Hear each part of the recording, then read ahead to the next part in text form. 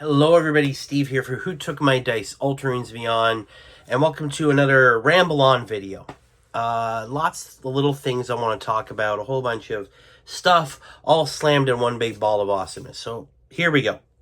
First off out of the gate, mini Warmut painting challenge. I am unfortunately going to have to basically call it a day on this. I have not put a lick of paint on a single Hellblast that I wanted to.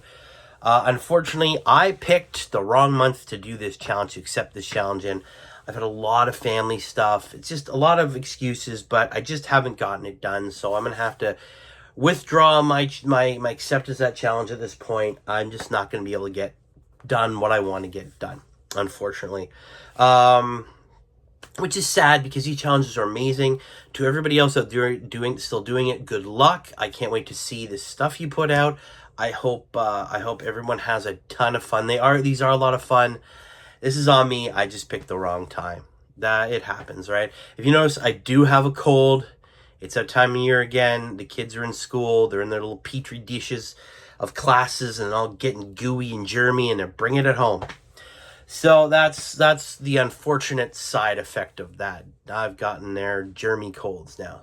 It happens. The next thing I want to mention, I had the singular honor of being the first interviewee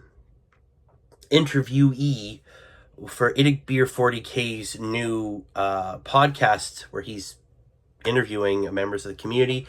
It was an absolute honor to do it. I had so much fun. Please, guys, go check that video out.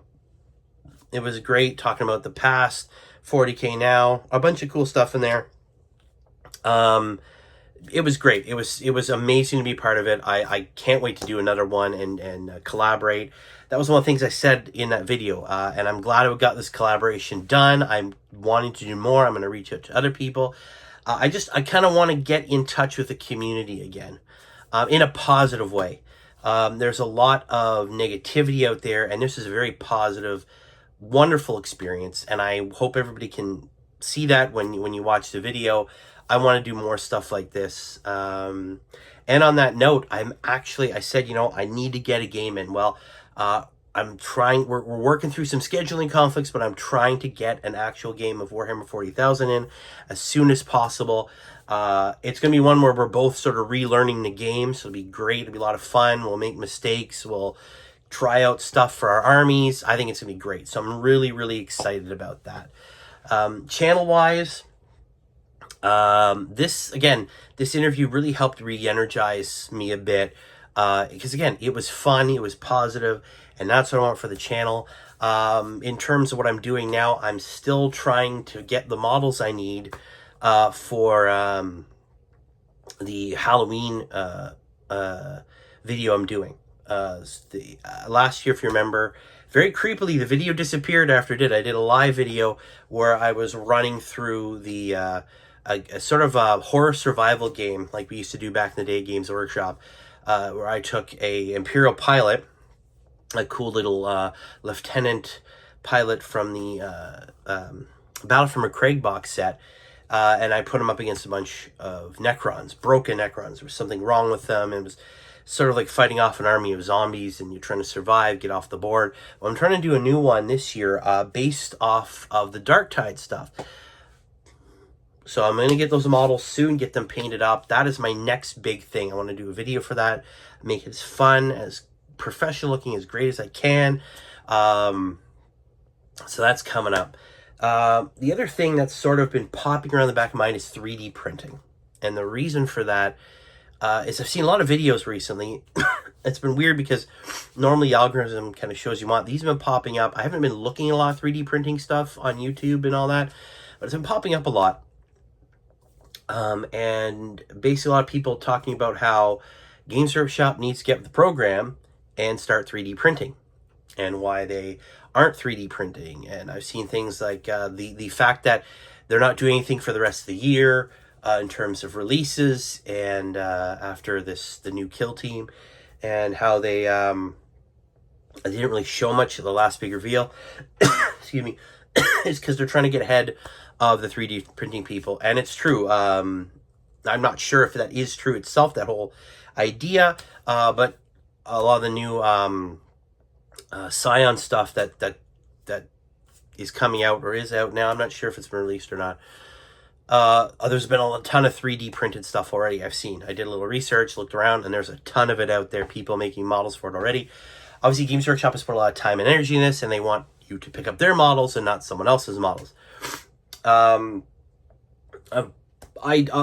my 2 cents on this matter, I think Games Workshop has a lot more to gain from jumping into the 3D printing, excuse me, instead of trying to fight it. There's a lot more to be gained. Gear Guts Mech Shop, I have one of their Odd Boys that was given as a gift. It is a fantastic looking model, and the fact that you can buy the models or buy the files and print themselves, it's just another great option for gamers to have. I think Games Workshop needs to jump into that. The reason why I bring this up and why it's so important, there's been a lot of cool videos. Maybe it's because I looked at one of IDICBeers videos. I know I'm throwing his name a lot. I don't normally do that, but it's apropos for this. He did he showed off a 1,000-point Necron army that had several 3D printed Transcendent Catan. And they're basically they're almost slightly bigger than the standard one. Looked great. You couldn't really tell them apart from a distance. Fantastic stuff. Also a lot cheaper. Things are not getting any less expensive in the wargaming world, so I think it's time that we at Games Workshop address that by making things easier to purchase here or there by having things like files. Now, they're not going to be as inexpensive as other people's. They're not going to be free. It'll still cost you.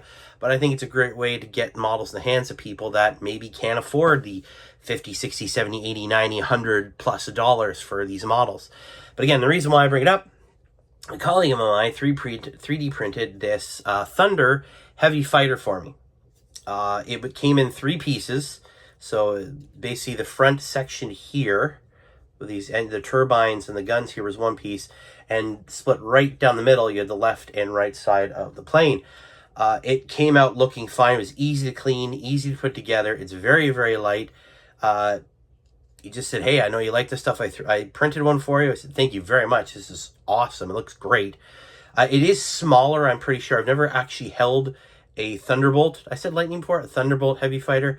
It is about the length and width altogether from front to back, side to side as a Rhino. So it's pretty good, pretty big. But definitely the autocannons here look very small. The last cannons are petite.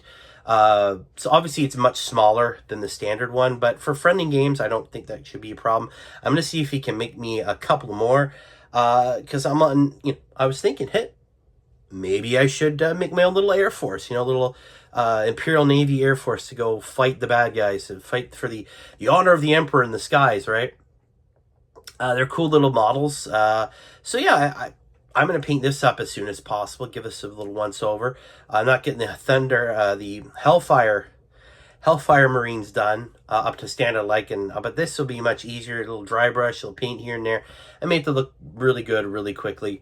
But yeah, that's kind of why I started thinking about 3D printing, because again, it's a model that I would never purchase on my own. I was looking at it, it's well over $100 for one of those. It's Forge World. There's a whole process to putting them together and painting them and cleaning them. And it's expensive. This gave me an inexpensive, it was free. So there you go. It was a gift, which is even better. But it allows me to have a model that I normally wouldn't get my hands on. 3D printing, definitely definitely part of the future for this hobby. There's obviously still lots of ethics and to it. Obviously, this is based off a Games Workshop product. There have been some changes. It does look different. The canopy's not the same. I think there's a few other little changes that have sort of made it less a Games Workshop product. So there's definitely some ethics to it. There's definitely some, copyright stuff. Is this something that, obviously this was just free, so no one's really gaining any monetary benefit. However, there's still that gray area, right? This is again why I think Games Workshop should get into 3D printing. Very much so. Get into 3D printing. Sell STL files, whatever files you want to come up with that people can afford, make it a bit cheaper. Forge World is pretty much gone anyways. It's been wrapped up into the Games Workshop Warhammer store. So I think it's I think it's time to just let people print stuff off. Keep things like the Titans and all that stuff. But I think in terms of things like this, get it in the hands of people. You still make money off of it. Less stuff to store because people are printing it off. Overall, I think it's much better for Games Workshop to start diving into that and stop fighting what is essentially going to be a big part of the hobby for a while. I mean, it still could be fad. I could be absolutely wrong. 3D printing could die off, but I've just seen it growing more and more and more. And maybe I'm wrong. Correct me if you don't agree. That's cool. Let me know. But yeah, that's kind of what I wanted to talk about. Just the stuff that's been sort of rummaging around in my head and stuff I wanted to say, talk about a bit more. I mean, I can go on about stuff all day long, but I'll leave it there. Let me know what you think. I'm looking forward to this Halloween video I'm putting together. I'm looking forward to get the models I need and getting them done up. And I'm trying to put together some cool terrain to go with it. I've got a whole bunch of stuff that I can use. I've got stuff like, my the plasma obliterator, some of the standard GW terrain. I have some 3D printed stuff that I have no problem using. But I'm going to try and put something together, make it look a little bit like the inside of a hive, more than the last one, which is sort of an open area. And the Pry Nexus, this one is obviously going to be in the Dark Tide itself, or that area with the Mobian and all that. But let me know what you think, guys. 3D printing, yes, no. Let me know. All right, I'll talk to you later, guys. Keep rolling those dice. Bye.